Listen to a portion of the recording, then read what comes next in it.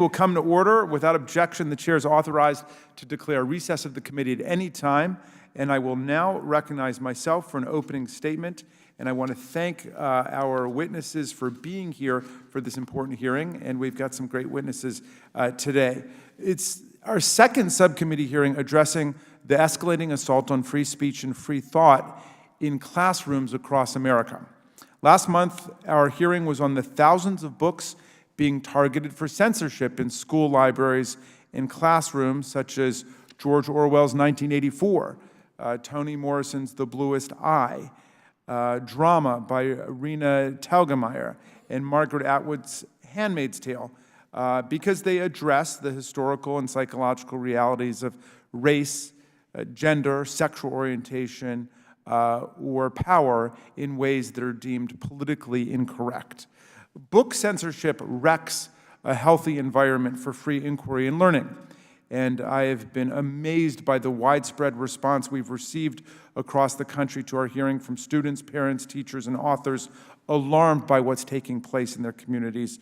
But I am also heartened by their expressed determination to fight for the freedom to think, to read, to debate, to discuss, and to explore. I want to introduce into the record a letter signed by more than 1,300 children's and young adult authors and illustrators, including New York Times bestselling authors and Newbery and Seuss Award winners like Judy Blume, Rick Riordan, Jacqueline Woodson, and Mo Willems, that is decrying book bans and classroom censorship. This hearing addresses the closely related nationwide assault on the rights of teachers and students to engage in free speech and learning in the classroom through the dissemination of basic facts and historical truths that are deemed by some politically incorrect or just uncomfortable. Authoritarianism always opposes historical memory and teachings that record and evoke the experiences of prior victims of authoritarianism, racism, and fascism.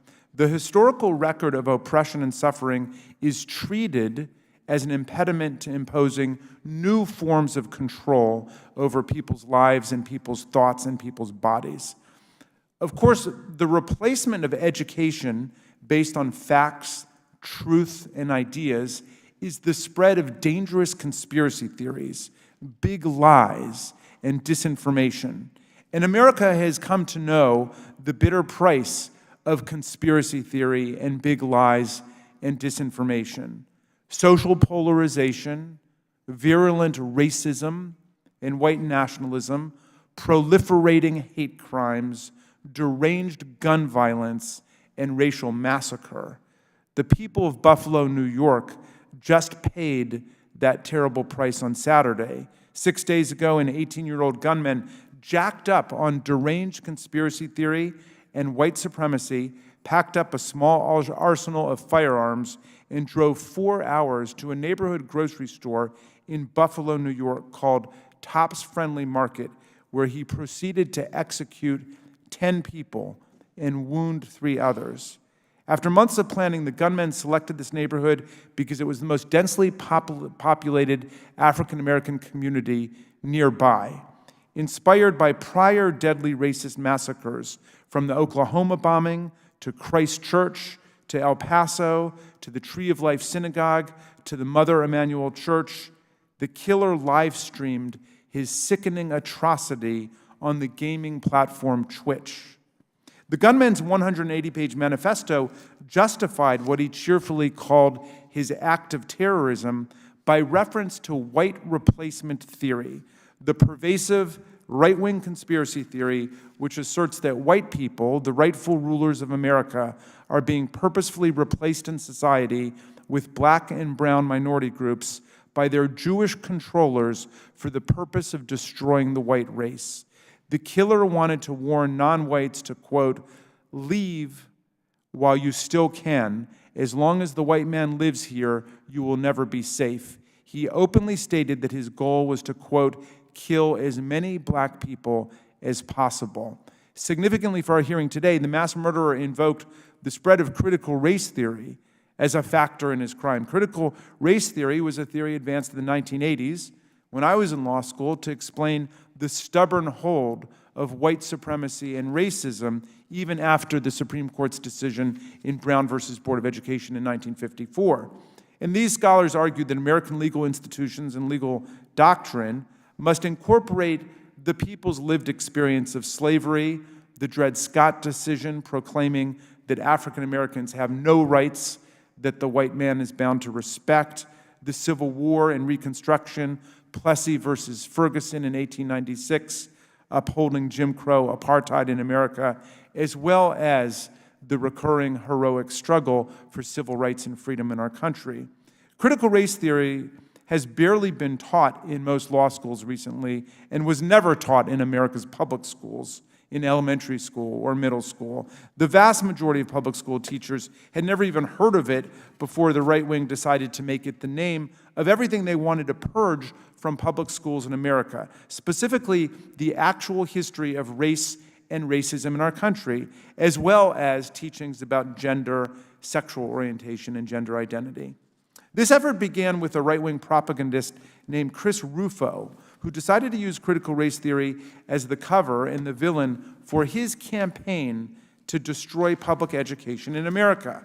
In November of last year, he tweeted, "It's time to clean house in America, remove the Attorney General, lay siege to the universities, abolish teachers' unions, and overturn the school boards." Recently, he elaborated his program in a speech called "Laying Siege to the Institutions," apparently a favorite phrase of his that has an eerie ring to those of us who were here on January the 6th, 2021. But in that speech, he stated, to get to universal school choice, you really need to operate from a premise of universal public school distrust.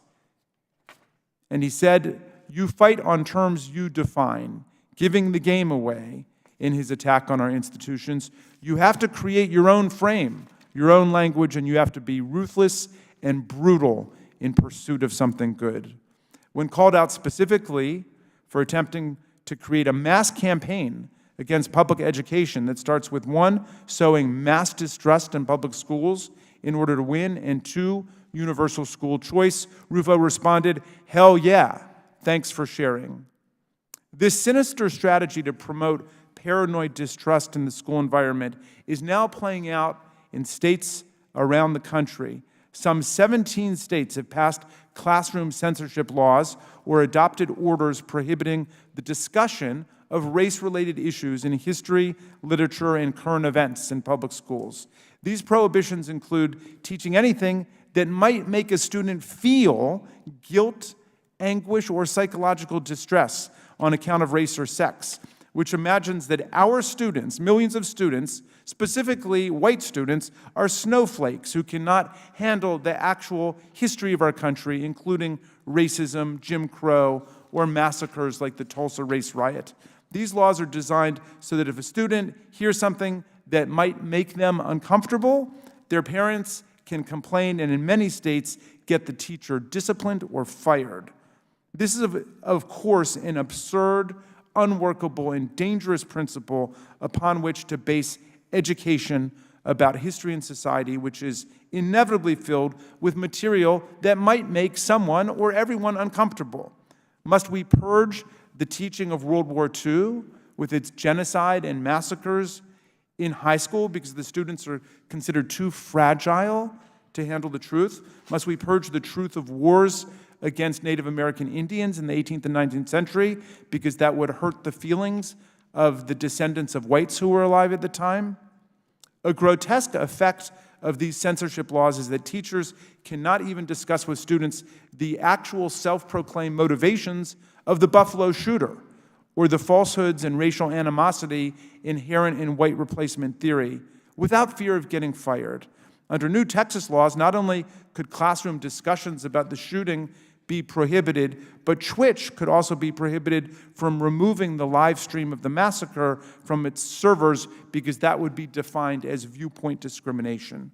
Classroom censorship has also expanded into attacking the LGBTQ+ community by creating a moral panic about lesbian and gay people, recruiting and indoctrinating children, grooming them for sexual exploitation. Florida passed the so-called Don't Say Gay Act, which prohibits teaching anything related to human sexuality or gender identity to K through third grade students.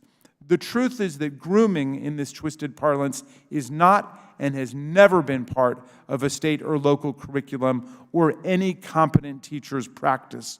No one wants to teach kindergartners about sexual activity beyond recognizing what a bad touch or overture from a grown-up is.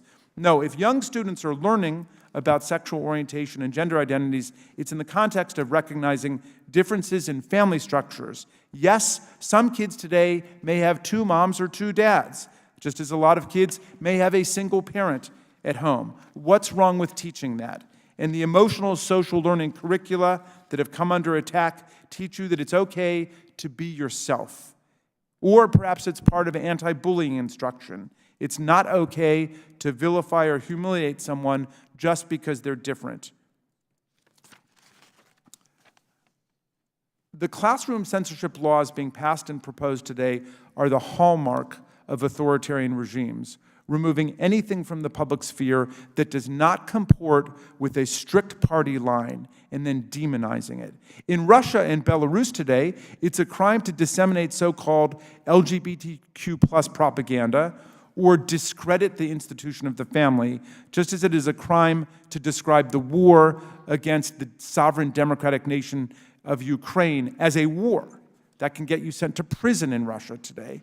A proposed law in Tennessee would prohibit the use of any classroom material addressing LGBTQ lifestyles. A proposed Kansas bill would make it a misdemeanor to use any classroom materials depicting gay people. These laws are not being passed for the benefit of students and their educational progress. They're not being passed to support parents' rights to transparency and involvement in their children's education. They are being passed to enforce the will of a right-wing minority hell-bent on destroying public schools against the exhausted majority of parents who support real education and trust teachers, principals, and elected school boards to do right by their children.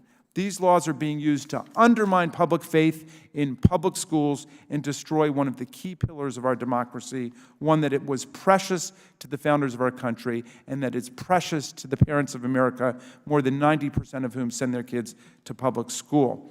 I look forward to hearing from our excellent witnesses today, and I now yield to our superb ranking member, the distinguished gentlelady from South Carolina, Ms. Mace, but I must begin by congratulating her because I understand that she recently got engaged over the weekend to one of the luckiest guys in America, Mr. Patrick Bryant. So congratulations to you, Ms. Mace, and I now recognize you for your opening statement. And please, I think I've gone over, so you use the time you need. Thank you, Chairman Raskin, and I know Patrick will appreciate the congratulations. We're both still on cloud 9 from the weekend. I appreciate our witnesses being here today, both in person and virtually. Our state and local government can and should make informed decisions and choices about curriculums for our students. In fact, the first hearing we had on this a few weeks ago, we had eyewitnesses, and when I asked them if state superintendents of education should have a say in the curriculum of students, they could not answer the question yes or no. When I asked if school boards should have a say in students' education, those witnesses could not answer yes or no. And when I asked if parents could have a say in their education of their children, those witnesses could not answer the question. But in fact, in 1982, it was the Supreme Court that recognized state legislatures and school boards are in fact empowered to establish and apply their curriculum in such a way as to transmit community values. And that makes total sense. Legislatures and school boards are directly accountable to voters and to the parents of students attending local schools. And as we often like to say up here in Washington, D.C. on the Hill, is that the government closest to the people is the government that governs best for the people. And I want to recognize that there's important work going on across the country to ensure K-12 curriculum in public schools serve our students well and prepare them for success. And there's no time like the present to be having this conversation because kids are still suffering from what we put them through in COVID-19, AKA virtual school, which was an absolute abject failure for our students across the country. At the last hearing, we talked about the importance of our freedom of speech, and it's important in our American society, especially given the attempts to stifle free speech on college campuses and across the country. And in the last hearing, I talked about a college in my own backyard where a student tried to start a nonpartisan political organization and was banned from doing that on his college campus and had to sue to establish that organization. And that should never happen in this country, whether you have an R or a D by your name, or whether you have the most far right or far left beliefs in this country. Free speech should not be stifled. I know the chairman will agree with me that when they say it aloud, you want to hear them. We want to know what folks are thinking. I'm concerned this hearing may be here today to discredit legitimate and lawful attempts to ensure our curriculums are designed to empower students to achieve their full potential. These are the things we should be focusing on. I have seen it in my own personal household. I'm a single working mom of 2 teenagers, one in high school and one in middle school, and I cannot tell you how devastating COVID-19 and virtual school has been, not only on our family, but families across the nation. And every one of our students, no matter their zip code or the color of their skin, should have the opportunity to reach their full personal and academic potential. But unfortunately, we've seen attempts to indoctrinate our young students. In fact, we saw examples of this during the pandemic. We saw teachers' unions that conspired with the far left, with some far left politicians to keep schools closed, to keep parents out of school board meetings. Parents watched their children struggle through virtual school like I myself did. We saw kids that were struggling with their mental health. We had suicides and attempted suicides and suicidal thoughts and mental health issues with our children increase over 25% during the COVID-19 pandemic, and many of these kids have not recovered. We also witnessed lesson plans being laced with divisive and radical ideologies, but make no mistake, we should be teaching our children the academic skills they need to succeed, along with the complete history of our country, the good, the bad, and the ugly. And in fact, I talked about this last weekend when we were commissioning a missile destroyer named after Lieutenant General Frank E. Peterson, Jr., who was the first African-American aviator in the U.S. Marine Corps. He was the first African-American flag officer or general in the U.S. Marine Corps. He served for 38 years. He flew over 350 missions, combat missions, and received the Distinguished Flying Cross, the Superior Service Medal, the Purple Heart, and any number of other commendations. I also talked about some of the rich black history we have in the Low Country in the area that I represent, from Robert Smalls, who commandeered a Confederate ship during the Civil War and got it to Union soldiers in Beaufort and Hilton Head Island in the Low Country area. I talked about Harriet Tubman, who rescued over 700 slaves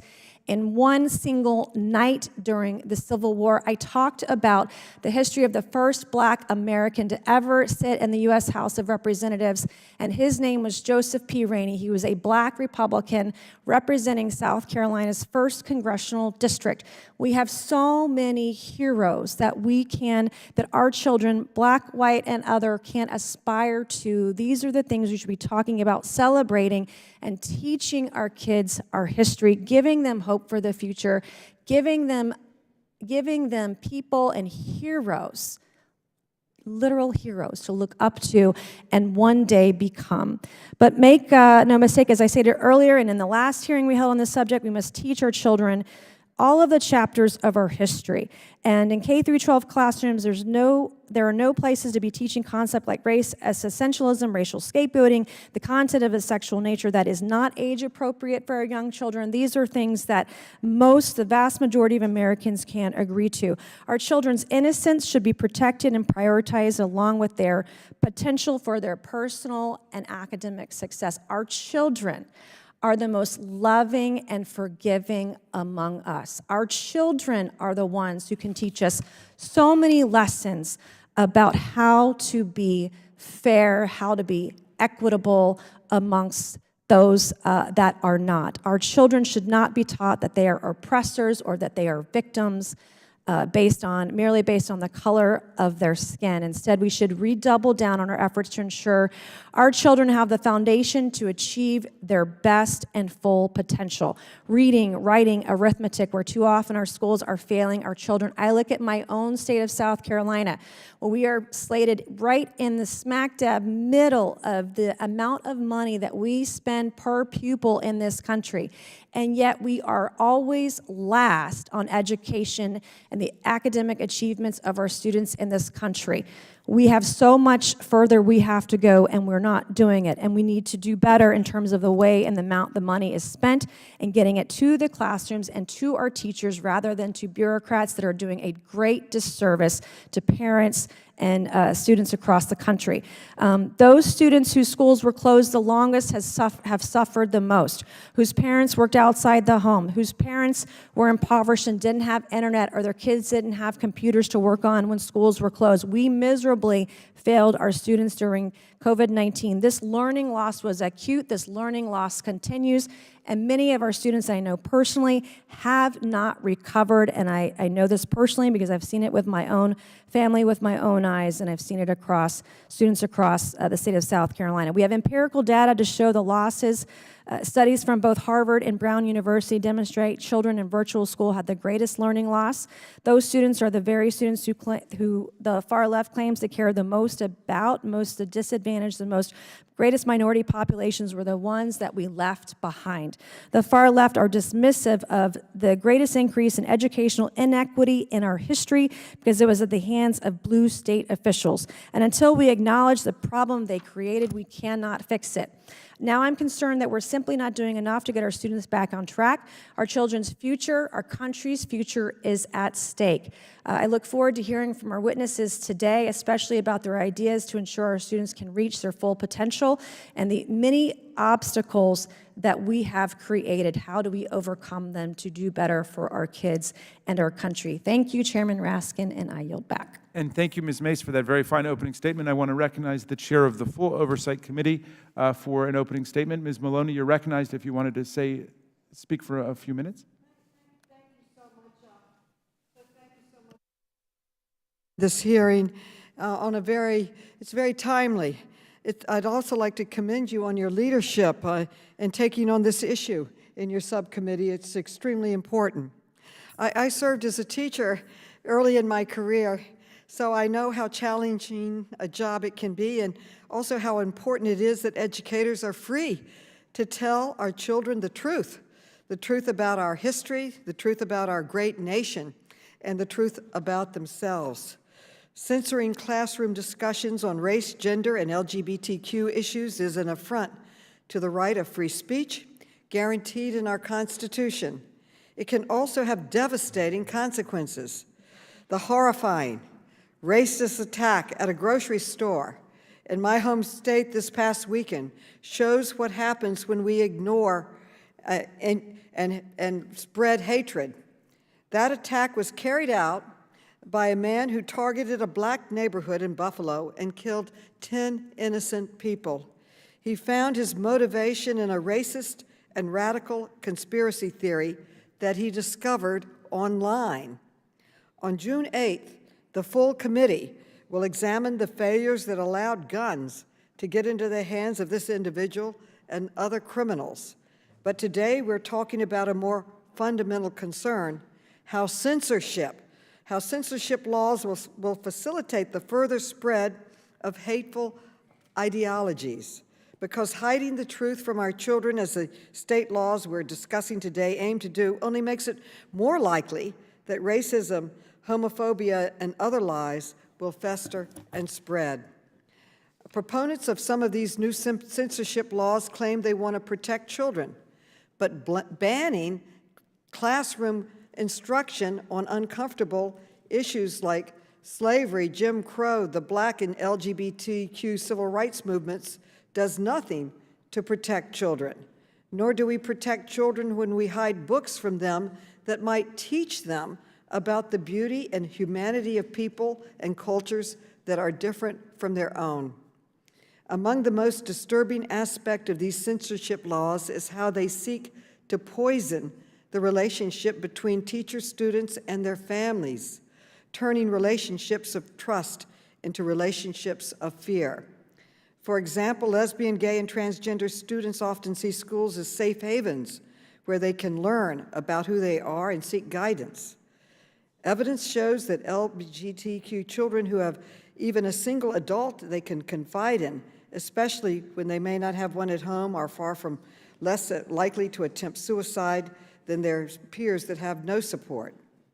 But laws like the Don't Say Gay bill in Florida make it almost impossible for teachers to talk about these issues and could even require teachers to report a child who comes out to them to the child's parents. This puts an already vulnerable population of students at even greater risk. These extreme censorship laws also put teachers in constant fear of discipline and even legal or financial harm simply for doing their jobs. We have an important group of people who are here to testify. I look forward to your testimony. I have a very long statement. I'm going to put it in the record because I want to hear what you have to say, and I know our time is limited. I thank the chairman for yielding to me. I would like to yield back now to hear your testimony on this very important issue. And thank you so much, Madam Chair. And now it's my pleasure to introduce our first panel of witnesses, who are all high school students. They will be testifying but not answering questions pursuant to agreement with Ranking Member Mace and customary practice. First, we have Elle Colden, who is a student from Dallas County, Texas. Then we will hear from Claire Mengel, who is a student from Hamilton County, Ohio. And finally, we hear from Krisha Ramani, who is a student from Oakland County, Michigan. The witnesses will please stand or be unmuted so I can swear you in. Please raise your right hands. Do you swear or affirm that the testimony you're about to give is the truth, the whole truth, and nothing but the truth, so help you God?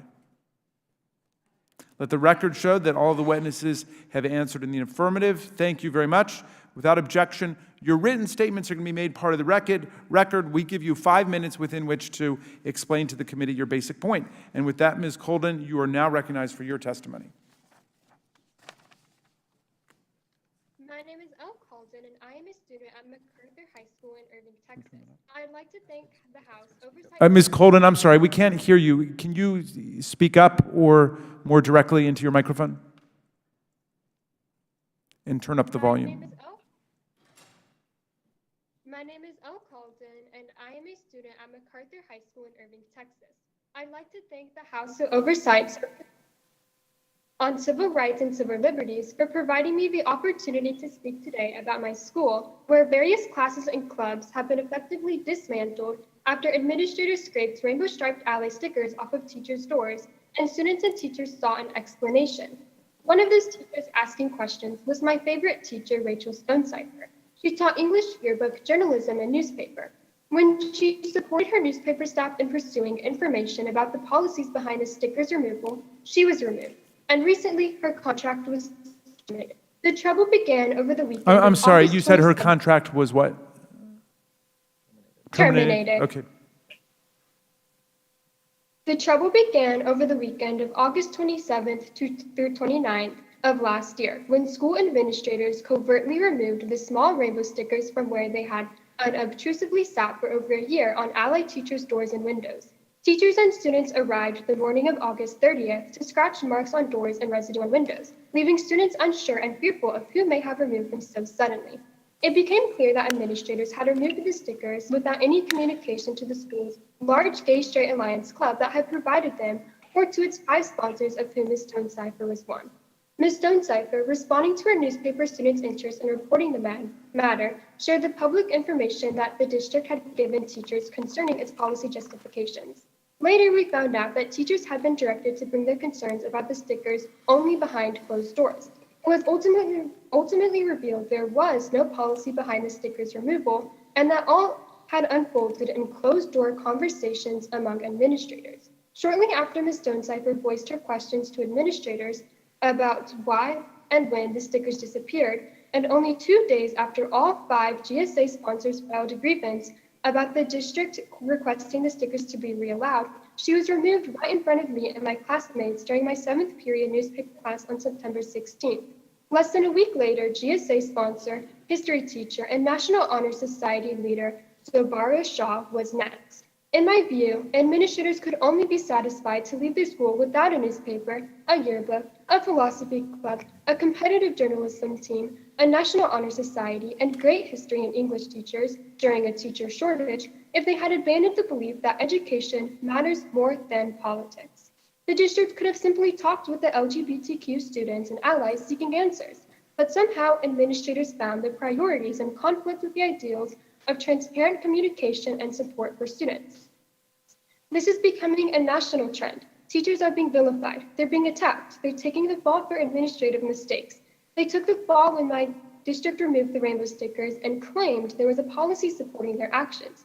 Since I was a part of the newspaper staff, philosophy club, and UIL journalism team, Ms. Stonecipher's sudden absence has seriously compromised my academic plans, like other students. I have been verbally demeaned by district and school officials for challenging their motive behind terminating a teacher who, in my view, outperformed other teachers, but I do not believe in muzzling student inquiry or speech, and I won't be silenced. Ms. Stonecipher's AP English Language and Composition class taught me the power of words in our perception of the world.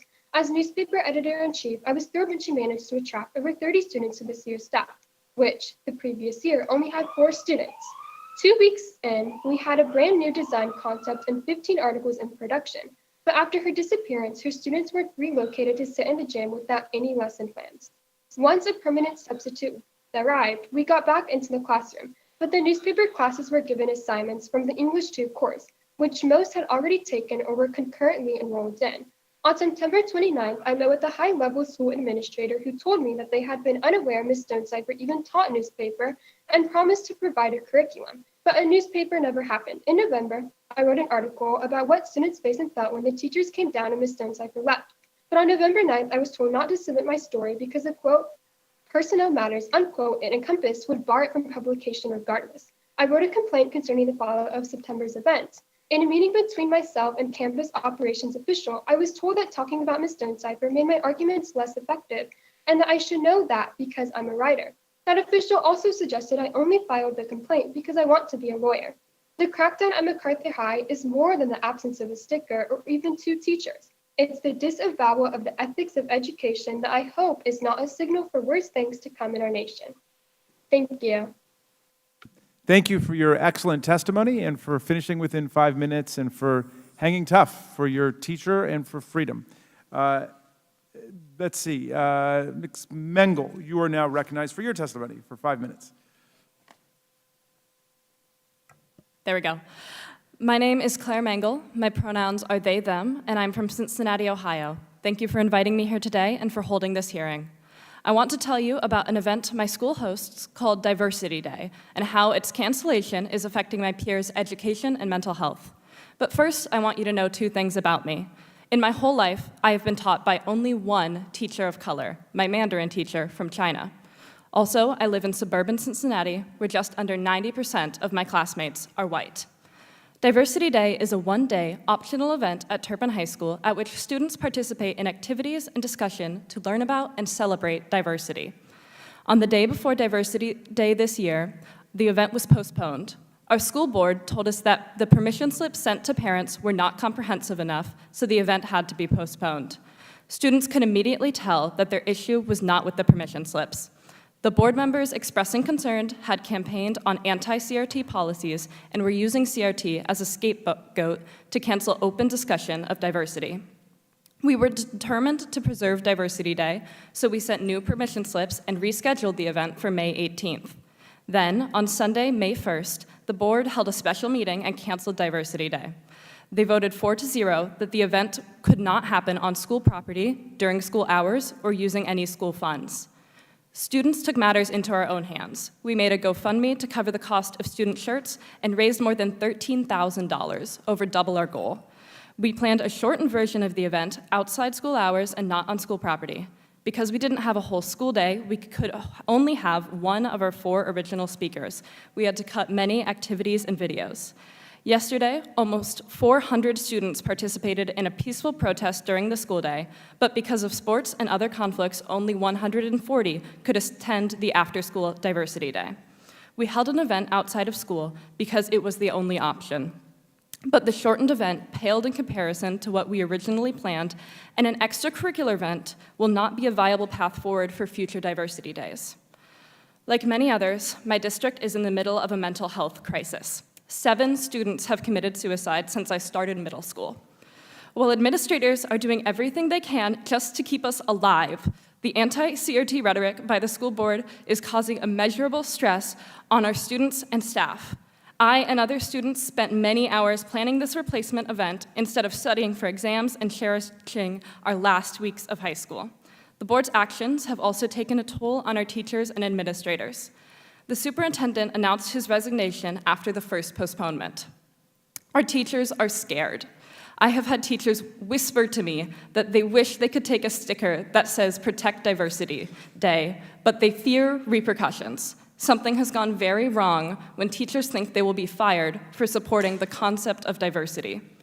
Most critically, students of color are being told by the highest authority in their district that their stories don't deserve to take up school time, school grounds, or school resources. I bring up mental health to remind you that this issue is, in many cases and in many ways, life and death.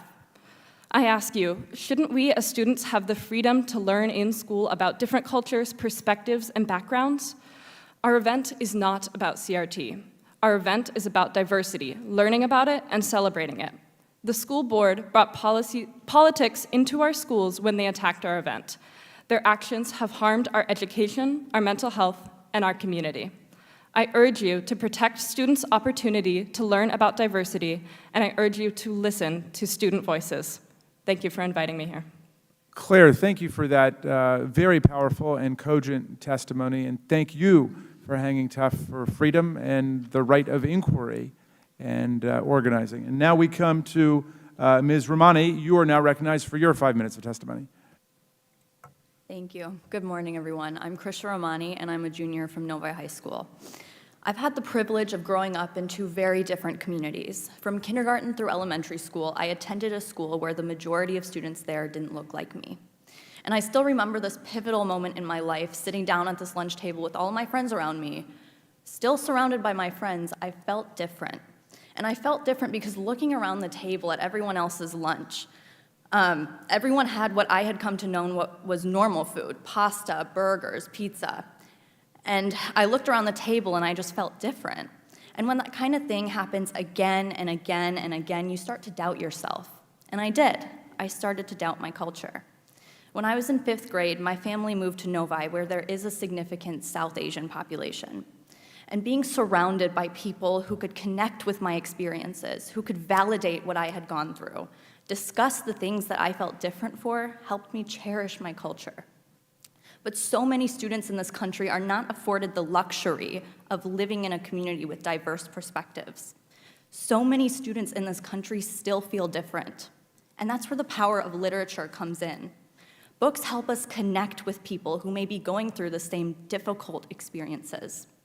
But over the past year, 17 states have passed legislation prohibiting teachers from holding discussions about race, and many states are following in Florida's lead in introducing legislation that seeks to prohibit discussions of gender and sexuality. Let's put this plainly. These are targeted attempts to infringe on minority voices and attempting to silence perspectives that we may not necessarily relate to or even agree with undermines the very values that make this country great. Our country is built upon the ability for our citizens to share their experiences through their First Amendment right. Thomas Paine's Common Sense fanned the flames for the push for freedom. Uncle Tom's Cabin and Frederick Douglass's autobiography galvanized grassroots action for the abolition movement. Silent Spring by Rachel Carson spurred national efforts to protect our environment. To censor voices that bring diverse perspectives to the mainstream is an unfettered attack on the very ideals that have progressed our country. And by infringing on students' rights to hear from diverse authors, we effectively sanitize our history. But our country was powered by and founded by challenging perspectives. And young people want to hear these voices. Gen Z has utilized social media to transcend institutional barriers to organizing. Rather than filter through older generations' hold on traditional media, students have democratized the primary source of information. And young people's proficiency in navigating social media has enabled us to build a viable, sustainable platform for our voices. In fact, the most impactful movements of today have been conceived and perpetuated by Gen Z 16 and 17-year-olds. The Sunrise Movement, Project Exchange, YAF, March for Our Lives, millions of young people have been mobilized at a few taps on a glass screen. I mean, in Michigan alone, organizers like Dylan Morris, Luka Todorovic, Rahi Shah, these students are organizing hundreds of thousands of young people. And through the school year, my friends and I worked with lawmakers to propose legislation that enables high school's constituents to vote for the school board members that are representing us. We aren't exceptions to the rule. Across the country, young people are educating themselves on our social landscape. Gen Z has the capacity, and more importantly, the willingness to learn about the issues affecting us. We want to participate in these tough conversations. We want to read about the diverse perspectives affecting us. And efforts to regulate what can be taught in the classroom is an insult to young people's ability to understand nuanced arguments. These book bannings, which disproportionately target authors sharing stories about communities that have never before been heard in this manner, silence voices that we want and we deserve to hear. Now, I'm sure everyone is familiar with the glass ceiling metaphor, but what I want to talk about today is the glass fence that surrounds Capitol Hill. But finally, through social media, young people are melting down this glass fence. We're melting down these barriers. We are more connected, more educated, and more active than ever before. And as we continue to tear down this glass fence that separates the minds on Capitol Hill from the innovators of our time, we have a duty to stop underestimating young people's ability to understand and connect with nuanced literature. It's time to stop underestimating us. Thank you. All right. Well, thank you for that marvelous statement. And I think that nobody will underestimate this new generation after seeing these three very powerful presentations by the students. You've infused us with a lot of hope with your vivid language and description of what's actually happening, which is such a dramatic counterpoint to a lot of the program talking points and propaganda that we get up on Capitol Hill. So thank you so much for participating. You are now excused, and we welcome our second panel. So please show them in, and I'm going to introduce them as they arrive. First, we have Suzanne Nassel, who is the CEO for PEN America. Then we are going to hear from Dr. James Whitfield, who is the former principal for Colleyville Heritage High School in Colleyville, Texas. Then we will hear from Willie Carver, who is a teacher at Montgomery County High School, not in Maryland, but Montgomery County High School in Mount Sterling, Kentucky. Next, we will hear from Virginia Ginny Gentles, the director of the Education Freedom Center at the Independent Women's Forum. And then we will hear from Jennifer Cousins, a parent of 4, who's come to join us from Orlando, Florida. And finally, last but not least, we will hear from Dr. Timothy Snyder, the Richard C. Levin Professor of History at Yale University, who will join us by Zoom. The witnesses will please be unmuted or will rise so I can swear them in. If you all could rise. Please raise your right hands. Do you swear or affirm that the testimony you're about to give is the truth, the whole truth, and nothing but the truth, so help you God? I so affirm. Let the record show that all of the witnesses have answered in the affirmative. Thank you very much for joining us. And without objection, your written statements will be part of the official record of this hearing. And with that, you are going to be recognized for 5 minutes of oral testimony. Ms. Nassel, you go first, and you are now recognized.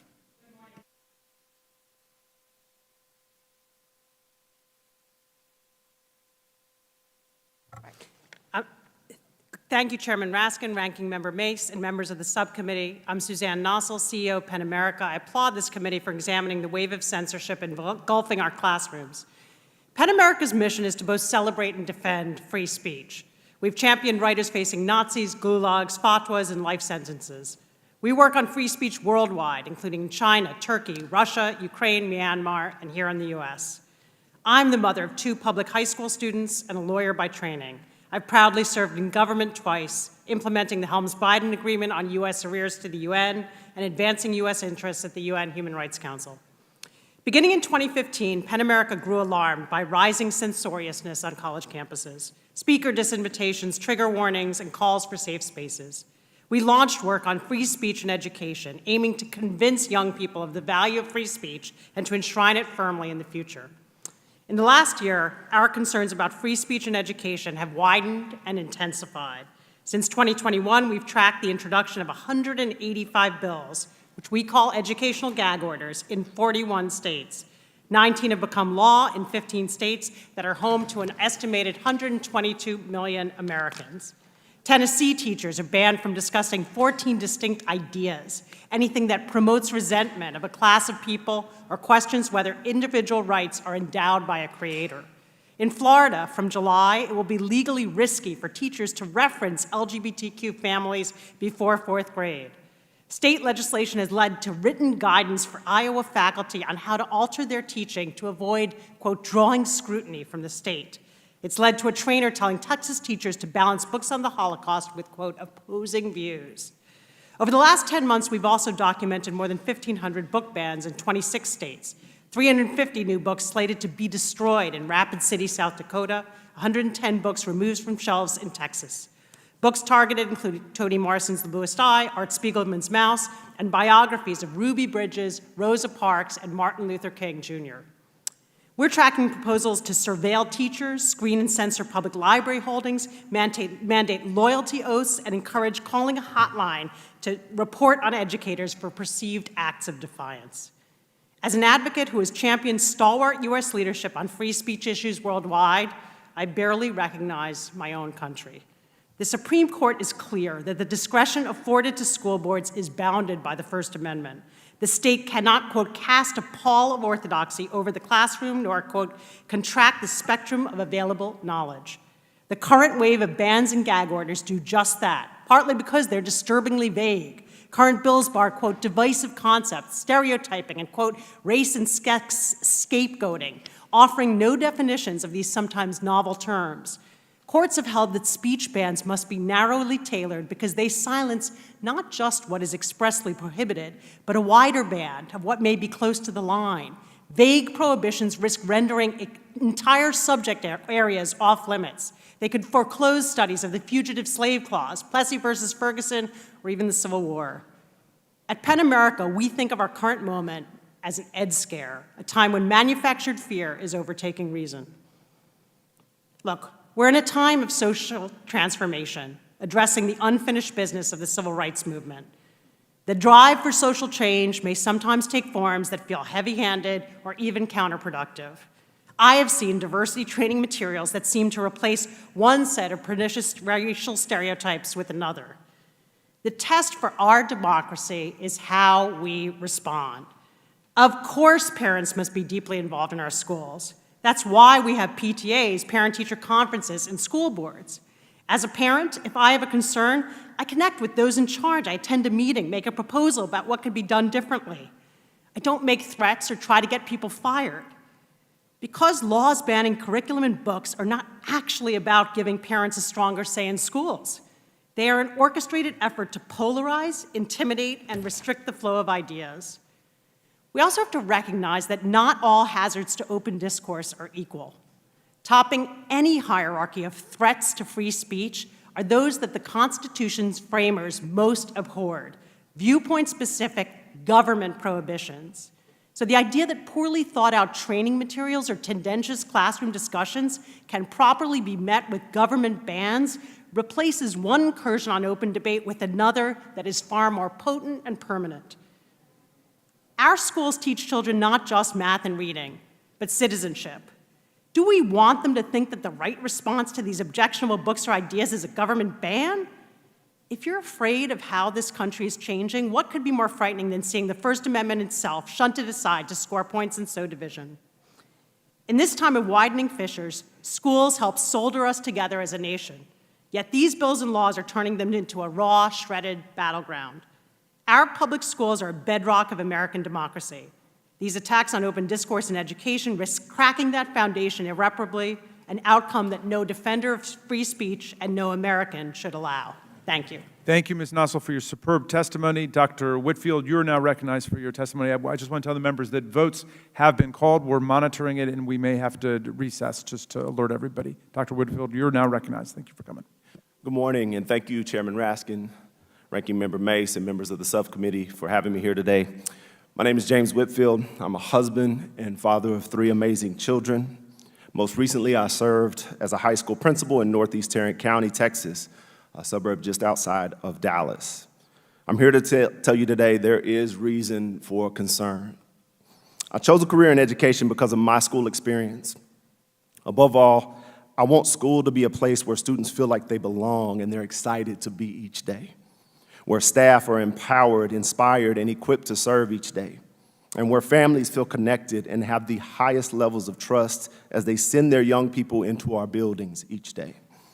I've witnessed what can happen when that environment exists. It is such a beautiful thing. But I've also witnessed how toxic things can get when people with nefarious agendas come to town. The lies, the bigotry, the intolerance, the racism. Never mind the fact that they don't know you or even care to know you. They have an agenda, and your mere existence threatens that, so they come after you. If not for public school educators filling some deep holes in my life, I don't know where I'd be. From Miss Duffy, my junior high science teacher, who made me truly feel seen at school for the first time, to Coach Carmona, who was the first black male educator I remember during my school experience when I got to 7th grade. He was a representation for me of what could be. To Coach Stevenson, my high school basketball coach, who helped guide me through 2 pivotal points of my young life. My mother's diagnosis with leukemia when I was a sophomore in high school, and then spring of my senior year, I became a father at the age of 17. Coach Stevenson wrapped his arms around me. He didn't allow me to wallow in self-pity. He loved me, and he continued to encourage me. When I sit before you today and tell you that education, specifically public education, saved my life, I say that from the deepest parts of my soul. I serve as a public school educator with a deep sense of purpose and conviction like so many who have chosen this most noble profession. Teaching is one of the most complex and multifaceted professions on the planet. Every kid deserves a Miss Duffy, a Coach Carmona, a Coach Stevenson in their lives. Someone who believes in them, inspires them, empowers them, holds them accountable, and above all, loves them. But here's what keeps me up at night. We're losing Ms. Duffy's and Coach Carmona's and Coach Stevenson's left and right as educators continue to be asked to do more with less, all while navigating the complexities of their role and enduring baseless attacks by individuals with political agendas. Processes for addressing concerns through procedural means have been overridden by the loudest, most fanatical factions in our communities. Teachers are met with interpreting vague legislation, which speaks to not making people feel guilt or anguish. Educators who pour their heart and soul into the growth and development of young people have been placed squarely in the crosshairs of political groups who are determined to destroy public education. They've faced bullying, they've faced calling for their jobs, they have faced death threats and hate mail. They have reached points of frustration and exhaustion that I've not seen in my near 2 decades in the profession. To be crystal clear, this is about disrupting and destroying public schools. When you say parents' rights, it's not what it seems. You see, parents have rights. To say they don't is a blatant lie to the public. As educators, we don't build walls between families in our schools, we build bridges. We understand the critical importance of a strong school-family partnership. We must simply call this what it is, a ploy to divert public school dollars to subsidize private education in the name of choice. This can't be the way forward. We simply can't afford to lose true public education. It is the key to upward mobility in our society. Every student, regardless of faith, race, socioeconomic status, sexual orientation, or any other factor, deserves to be seen, heard, valued, celebrated, engaged, inspired, empowered, and loved each day. The past several months have been traumatic for my family and I, to say the least. I've witnessed firsthand what an environment can become when the most extreme, vile, hate-filled elements take grip of a community. But I've also witnessed large groups of students, like we've seen in here today, gain a voice and stand in the face of this hatred. I'm so proud of our young people, and I'm standing with you. They give me great hope. And far too often, when mentioning parents, we've left out the vast majority of parents and families who adamantly stand against these hateful efforts, as witnessed in my journey. Those people stood with me and stood in the gap for my family and during such a chaotic time, and we are eternally grateful for their love, compassion, encouragement, and support. These concerns are real and have lasting impact on educators, students, and families, and I beg you to take these threats seriously and do all you can to support us. I appreciate the time to speak with you all this morning. Thank you very much. Dr. Whitfield, thank you. Your love and your commitment to education is moving beyond words, and I know the committee is going to be interested in hearing more about specifically what happened to you, how your contract was terminated just for speaking out about diversity in the school, and you were accused of participating in critical race theory, as I understand it. But we'll come to you. Thank you for testimony. Mr. Carver, you are now recognized for your 5 minutes. Chairman Raskin, Ranking Member Mace, and members of the subcommittee, thank you for this opportunity to come before you and offer my testimony on this issue. My name is Willie Carver. I am a 17-year teaching veteran. I sponsor multiple school groups and published in dozens of professional organizations. I'm a 2021 teacher who made a difference and was chosen among 42,000 teachers as the 2022 Kentucky Teacher of the Year.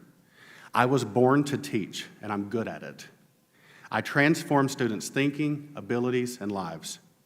I've always faced discrimination as a gay teacher, and I've weathered the storm because my presence saves lives.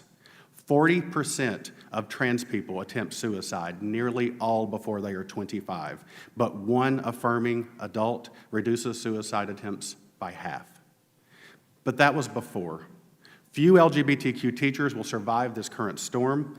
Politicizing our existence has darkened schools.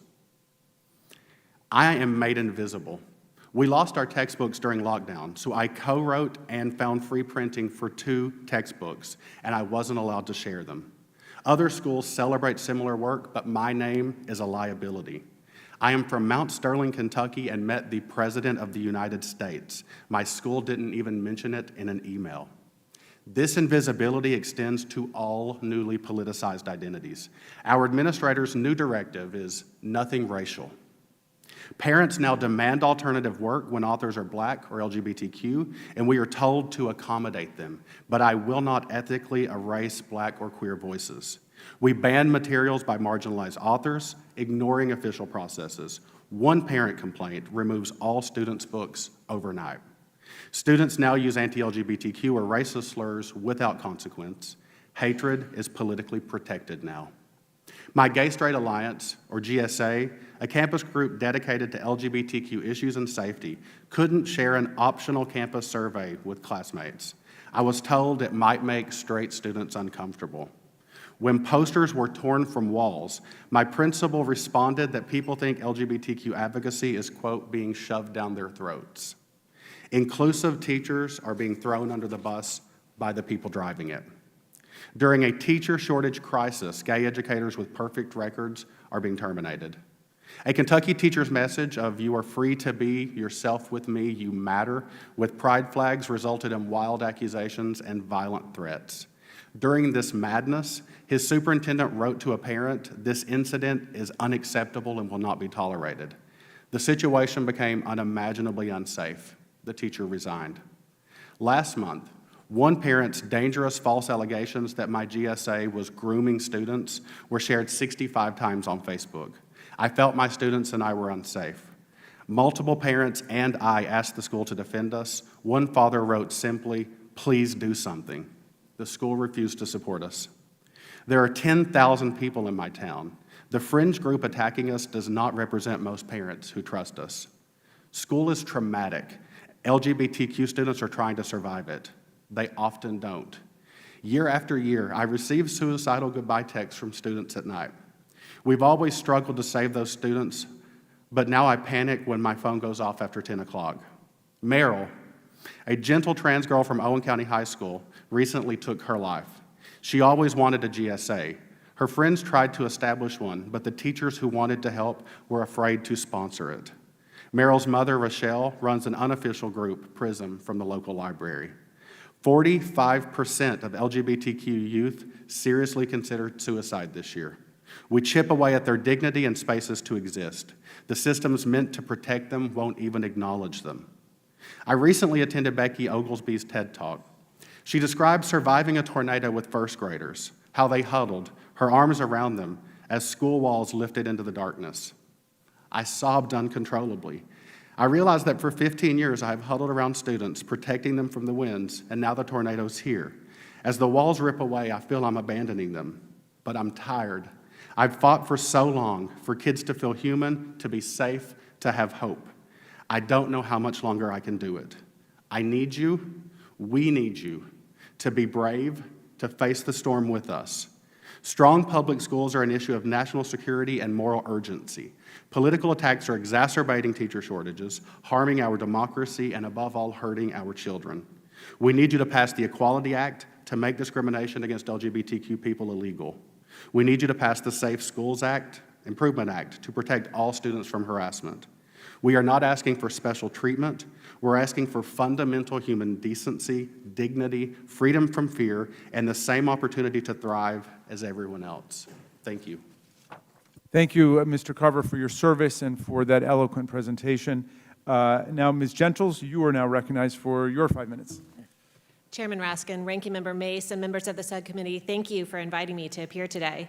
My name is Virginia Gentles, and I'm the director of the Education Freedom Center at Independent Women's Forum. IWF is a nonprofit organization that advances policies that enhance people's freedom, opportunities, and well-being. My work there focuses on empowering parents by expanding educational freedom. Like you, Ranking Member Mace, I am a single parent of 2 school-aged children, and I also wanted to mention that I am the product of Orange County Public Schools in Orlando, Florida. The nearly universal public school closures that began in March 2020 temporarily granted parents access to classroom content. Before the pandemic began, many parents complacently trusted their neighborhood schools to provide a robust academic experience for their children. However, as parents logged on to access their children's online assignments and library books and peered over their children's shoulders into Zoom classrooms, they discovered materials focused on activism rather than academics. These materials repeatedly warned children of a looming climate catastrophe, instructed them that our country is irredeemably racist, and pressured them to define themselves by their racial, sexual, and gender identity. Parents realized 2 things during the school closures, which were lengthy in too many areas of the country. Number 1, limiting parental access to instructional materials had allowed schools to hide these weak and often politicized instruction that children receive. And number 2, the combination of weak instruction and lengthy school closures left children struggling academically and falling further behind, resulting in widespread learning loss. The primary purpose of the education system is to educate students. So how have schools been doing with this primary responsibility? An avalanche of research suggests that our education system is failing to deliver on this most basic promise of developing an informed citizenry, equipped with basic skills and knowledge, and prepared for the workforce. It appears that today's hearing has been called in response to a wave of parental objections to school materials that promote an obvious political and ideological agenda. But the bigger crisis we need to focus on is, for our nation's students, is that of learning loss. Negligent school district leaders endangered children academically, emotionally, and physically by closing and refusing to open schools, decisions that led to devastating learning loss and significant mental health issues. As the New York Times has reported, children fell far behind in school during the first year of the pandemic and have not caught up. Unfortunately, vulnerable students were hit particularly hard, with the youngest students, students with special needs, and students from low-income households experiencing the most learning loss. Students in states and school districts that kept schools closed longer have suffered the most. A recent study from Harvard University found that schools with large numbers of low-income and minority students remained closed the longest, and remote instruction was a primary driver of widening achievement gaps. According to an author of the Harvard study, this will probably be the largest increase in educational inequity in a generation.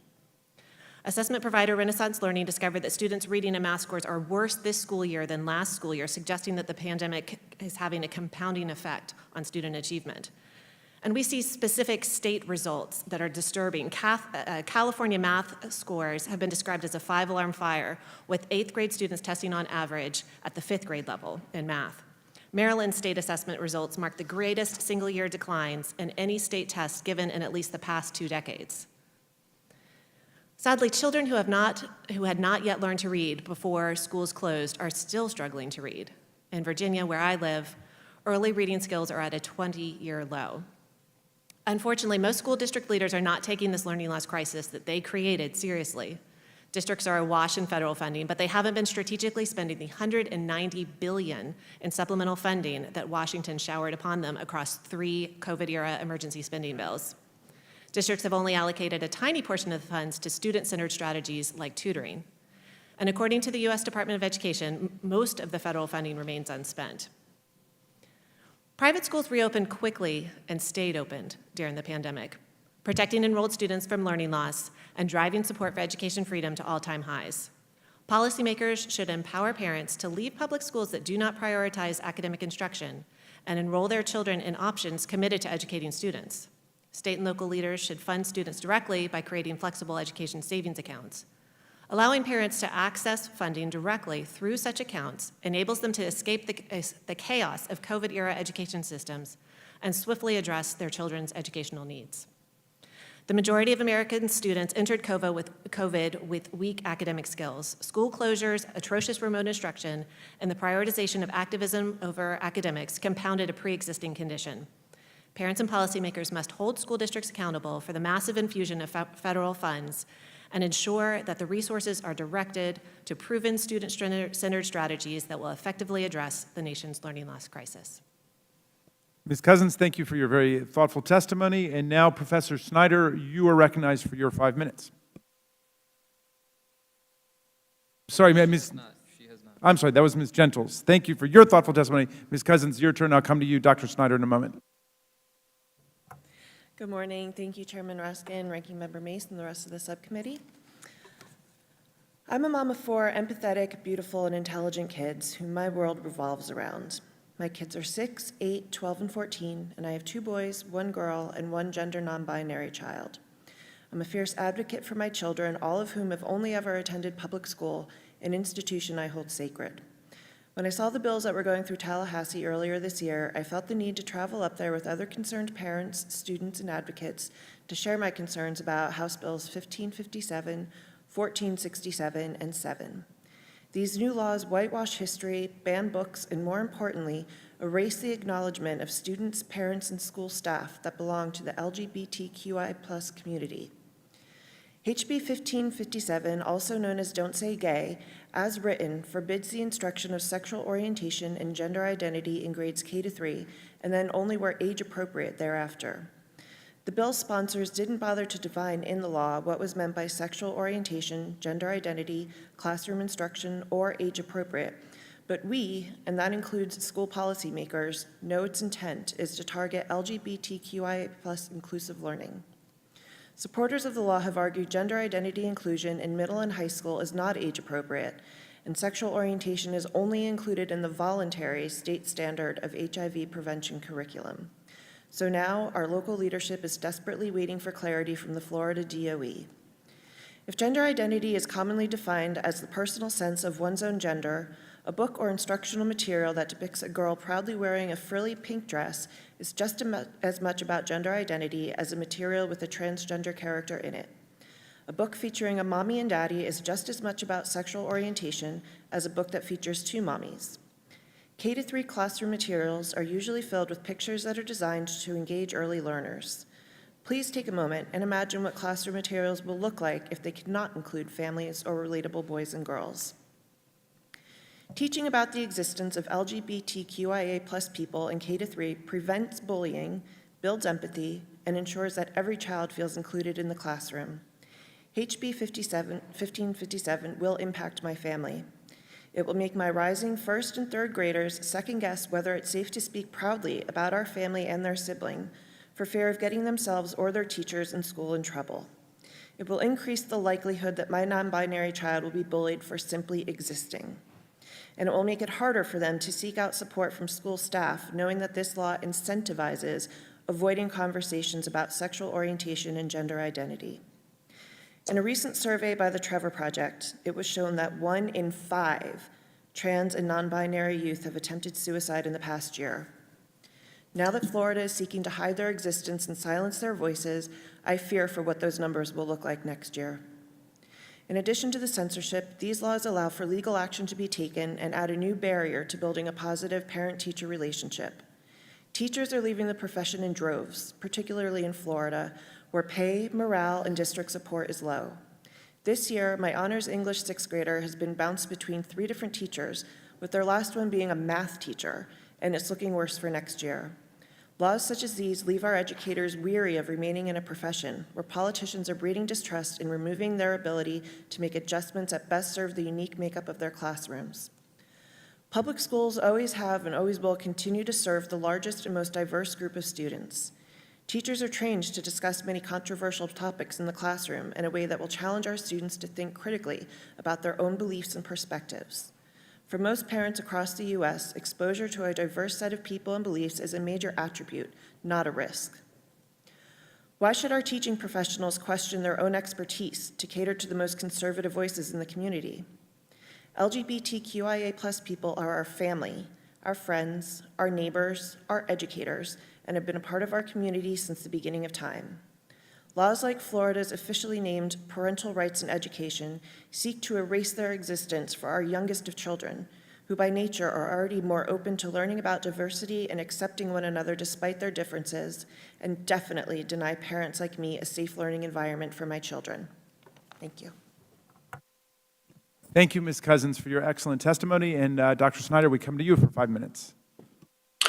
Thank you very much, Mr. Chairman. I'm very glad to be here as a historian who has studied the worst aspects of totalitarianism, which include violations of free speech, as a proud product of Ohio Public Schools. I'm also very glad to be here with the students and the teachers who make my own career as a university historian possible. I'm glad to be here with my fellow parents. I've been asked to make general remarks about the significance of free speech in history. I will do that and then draw from another contemporary example. The purpose of free speech in history, as has been discussed for more than 2,000 years, is to allow contestation. The purpose of free speech, as, for example, the Greek playwright Euripides instructed us, is to create situations that are uncomfortable for power. Free speech allows much else, but that is its central purpose. The purpose of history in free speech is to allow all of us to see the errors of those in power. History is not a source of comfort. It's not a source of political homogeneity. History is a source of self-correction, which is why history works together so well with democracy. So in these fundamental ways, democracy requires history and free speech. And in particular, it requires free speech about history. Representative Mace, I quite agree with your point that history involves the good, the bad, and the ugly. As Ms. Romani quite importantly reminded us, we don't know what the good and the bad and the ugly are unless we allow unrestrained and continued research and instruction. I'm a historian of Eastern Europe, and so the contemporary example, which is very much on my mind, is the example of Russia, which is another country where the idea that divisive concepts should be kept out of political discourse has held sway. Indeed, it's a country where this idea has gone much further, and therefore it's a country from which, unfortunately, we can learn. In Russia, the divisive concepts are things like the famine in Ukraine of the 1930s, or the 1939 Molotov-Ribbentrop Pact, in which the Soviet Union was in fact an ally of Nazi Germany as the war began. In Russia, these things are subject to official taboos as well as memory laws. So a memory law is something in which people are punished for saying the wrong thing about the history of their country. Memory laws are a widespread international phenomenon, a phenomenon which the United States has been joining, unfortunately, these last few months and years. What we see from the Russian example is that memory laws make democracy impossible because they prevent reflection about basic issues of public interest. What we see in Russia as well is that memory laws make war much easier because they prevent the kind of reflection about one's own past that would be necessary. And so therefore, Russia can launch an invasion on Ukraine, making very much the same kinds of arguments that Soviet leaders made back in 1939. Russia can steal Ukrainian foodstuffs, threatening a famine, very much as like happened in 1933, but no one is able to make these points because the history is not known. And even if it were known, it would be illegal to discuss it. Once Russia invaded Ukraine, teachers in Russia were instructed to avoid divisive concepts, which might lead the children to discuss the war. And of course, there, as here, what a divisive concept in practice might be is going to be determined by government officials in practice. Not surprisingly, when the war began, there was also a purge of textbooks in Russia, which is now ongoing, the purpose of which is to remove all mentions of Ukraine and the city Kiev from Russian schools. So, in conclusion, very briefly, I'd like to echo what Mr. Carver said about courage. Freedom of speech requires a certain amount of courage. Confronting history requires a certain amount of courage. One of the purposes of history education is to inculcate that moral virtue of courage, to accustom students to an environment where they can be challenged and where they can also challenge those in power. I make comparisons and I invoke history because we as a country are only exceptional insofar as we make ourselves so. When we confront memory laws ourselves, we're making a choice between what's courageous and what's cowardly. Thank you very much. Thank you very much for that superb testimony. We will now go to questioning, and I'm going to invite. Oh, okay.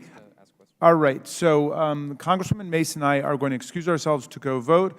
Representative Norton, who is still disenfranchised as the delegate for the District of Columbia, will stay and chair the proceeding for us, and she can begin with her questioning, and we'll come back as quickly as possible.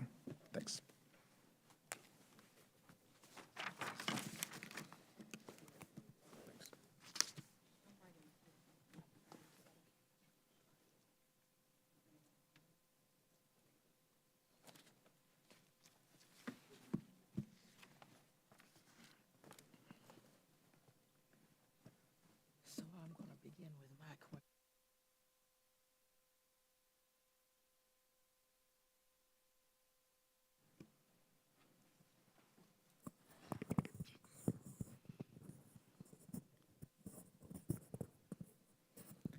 All right, I'm going to indicate the first question. I'd like to preface my questions by noting that if Republicans take the House in the next Congress, we could see them abusing Congress's undemocratic power over the District of Columbia to try to ban books and regulate the curriculum in D.C. public schools. This is not mere speculation. A Republican on this committee has introduced a bill this Congress that would regulate the teaching of race and gender in D.C. schools. This is one of the many reasons D.C. needs statehood to prevent such meddling in local D.C. affairs. I now turn to my questions. Most of the classroom censorship bills being passed across the country seem to be intentionally vague. Teachers don't know what they can and can't say anymore, and have to try to do their jobs in constant fear of being fired, fined, or having angry parents turn on them. To give you one example, a school district in Texas was so confused by the wording of a recent Texas law that they informed teachers that they needed to provide students opposing perspectives about the Holocaust. Ms. Nassel, what effect do intentionally vague laws such as these have on the individuals they are intended to regulate, in this case, students and teachers? Thank you very much.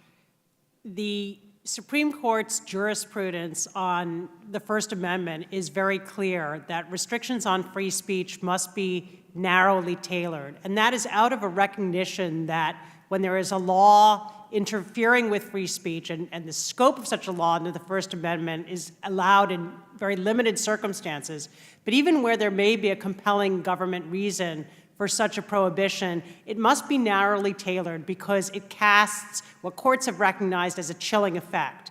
It affects not just the speech specifically delineated, but anything that might be seen as close to a line, because people recognize that who interprets the scope of the law, the terminology in the law, may vary. It could be a judge who sees things your way. It could be a school administrator who looks at things very differently. And so where you have these vaguely worded prohibitions, things like scapegoating race and gender, or vague terms like divisive concepts or gender identity, the risk for teachers is that all sorts of things that they may put forward could fall under that ambit if it's being interpreted broadly. And so they have to be very cautious. We've seen just in the last few days teachers who are afraid to talk about what happened in Buffalo for fear that they may run afoul of a prohibition on discussions of race or racial supremacy in the classroom, which are now banned by law in some states. And so there is a wide chilling effect that is descending on our schools, where all sorts of subject matter suddenly are put off limits. Teachers are intimidated, they're forced to be cautious, administrators are telling them not to take any risks, to not discuss these topics at all for fear of running afoul of these laws. Thank you. These types of censorship laws bear an alarming similarity to those found in authoritarian regimes. Professor Snyder, as a historian and expert on the development of authoritarian states, does the enactment of censorship and anti-LGBT laws sweeping the countries concern you? Yes, thank you very much for that fundamental question. It concerns me very much as a historian, and that for two different reasons. The first is that if we simply look at historical cases of authoritarianism or totalitarianism, we can't help but be struck by the fact that the banning of books and the attempt to limit classroom discussion to some kind of homogenized set of topics is a hallmark of the early stages of the end of democracy. That is simply a fundamental part of the historical record. Authoritarians and totalitarians are aware that in order to master the present and the future, they first have to master the past. And that leads me to the second way that I'm concerned as a historian. As a historian, I understand that the process of democracy involves reflection about the past such that we can make decisions about the present, which then affect the future. In other words, democracy itself requires us to have a broad and rich sense of time, which is full of factuality, full of interpretations, full of different viewpoints.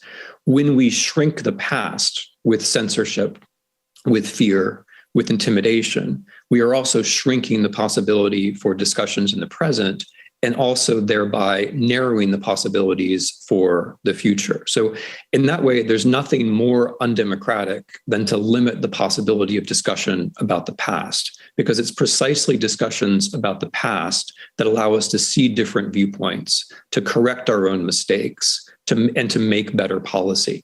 Without the possibility of historical knowledge, that kind of discussion and self-correction is impossible. And of course, discussion and self-correction is what democracy is all about. Thank you. Thank you, Professor Snyder. I call on Mr. Donalds of Florida next. Thank you, Madam Chair. Madam Chair, real quick, for the record, I'd like to introduce an article by CNN from April 22nd, 2022, titled "Florida Releases 4 Examples from Math Textbooks It Rejected for Public Schools." I'd like to enter that into the record, and I'd also like to enter into the record a screenshot of one of the bar graphs from the math book that was rejected by the State Board of Education in Florida. So ordered. Thank you. Witnesses, what you're getting is handouts of the items that I just placed into the record. First thing, witnesses, I would like to draw your attention to is the large bar graph that is being placed in front of you. This bar graph is actually from one of the math textbooks that was going to be for Florida adoption. The bar graph that is slated basically states here that it shows the differences among age groups on the implicit association test that measures levels of racial prejudice. Higher scores indicate stronger biases. This is a measuring of racial prejudice by age. This is an example of a math. No, this is math now. This is an example of a bar graph being used in a math textbook that was slated for adoption in the state of Florida. The State Board of Education, under the law that was passed by the legislature dealing with critical race theory in curriculum and classroom materials, that actually rejected those materials being in classrooms. This is one of the examples that the State Board of Education actually cited for why this math book was rejected. There's another one in the article set that you see. The image at the beginning of the CNN article is, "What me? ? Racist ? More than 2 million people have tested their racial prejudice using the online version of the implicit association test. Most groups average scores, all between slight and moderate bias, but the difference among groups by age and by political identifications are intriguing." This was in a math textbook that was actually solicited to the state of Florida to be adopted by Florida public schools. So if we're going to talk about curriculum and what should be adopted, should we not actually get to the facts and talk specifically about what is in textbooks? So my question for all the panelists, and everybody can go one at a time, should material like this be in a mathematics textbook that will go before students between the age who might be taking math lessons somewhere in middle school, 5th grade, or even 9th grade? Should this bar graph talking about implicit bias or racial bias be included in a mathematics textbook, not just in the state of Florida, but in any state in the union? Panelists, what is your answer? Not all at once, y'all. Come on. Who's going first? I don't mind going first. Thank you for the question. Sure. And I look forward to hearing the responses from the rest of the panel. You've given us a little bar graph here. This is out of a textbook. This is out of the textbook. Okay. This is an example of what Florida released about why they didn't adopt a math textbook. Yeah. So, do we agree that racial prejudice exists? Dr. Whitfield, the question is, should this be in a mathematics textbook? Is there math in this textbook? Is disseminating the bar graph part of a student learning math? Dr. Whitfield, should we be talking about implicit bias in mathematics, or should we be talking about actual math skills? It just so I would dare say they are learning math skills.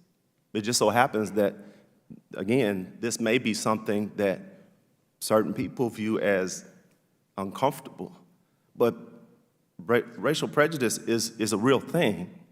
And I dare say our students get that, they understand that. So to say that just because something says something about bias or racial prejudice, as the professor has said, like, we can't just remove that because we're trying to talk about something that can make some people feel uncomfortable. And I dare say if people feel uncomfortable, oftentimes there's a reason for that, and maybe that's what's needed to move forward. Dr. Whitfield, I got to go to some other people because I got 28 seconds left. For sure. That's how congressional hearings work. I would love to have this extended conversation with absolutely. you. Ms. Nassel? I saw this graph, and I found it surprising and frankly inappropriate for a math textbook. I thought there was a risk that this was going to stoke division, detract from the lesson. Whether the entire panoply of math books, should have been rejected for this one chart, I think is a different question. Could this chart have been modified or changed? I think that is what we should focus on, where the processes followed, where educators consulted. But, I understand what you're saying. I think, we're all concerned about a polarized environment. We're concerned about how to keep our kids focused on learning and achievement, and something that risks detracting from that, I don't think belongs there. Well, I mean, look, I know I'm out of time, Madam Chair. I appreciate the indulgence because we're over. The last thing I'll say is, I, for one, I have young sons. My 14-year-old sitting behind me now. I got a 10-year-old son. I don't want children being focused, having their attention distracted from actual learning. If we're going to talk about history, let's talk about history.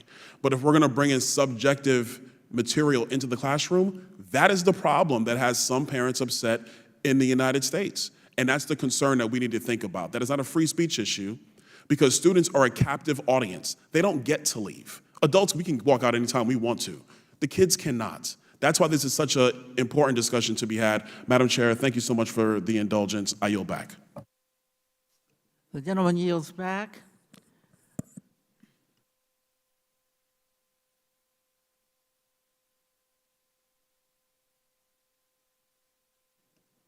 I want to declare a brief recess at this time while we await for members to come back from voting or some, so that we can have more questions for our panel.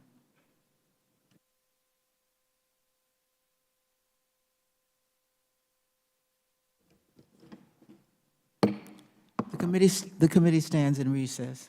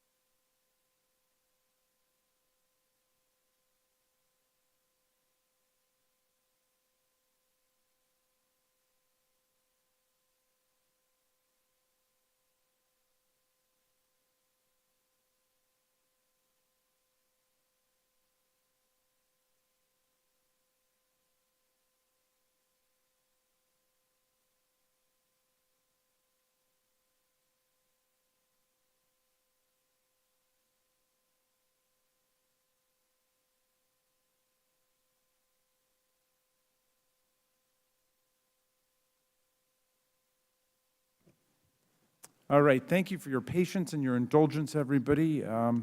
Welcome to our lives on Capitol Hill, and thank you for waiting for us.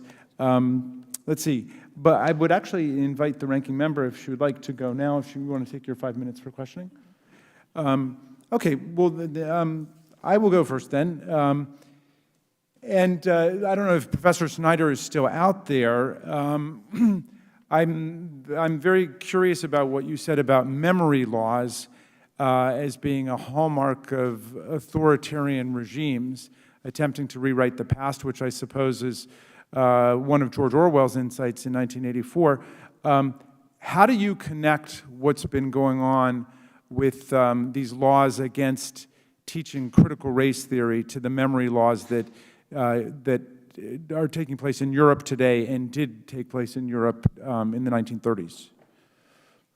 Okay, thank you. I am still here and glad to be here.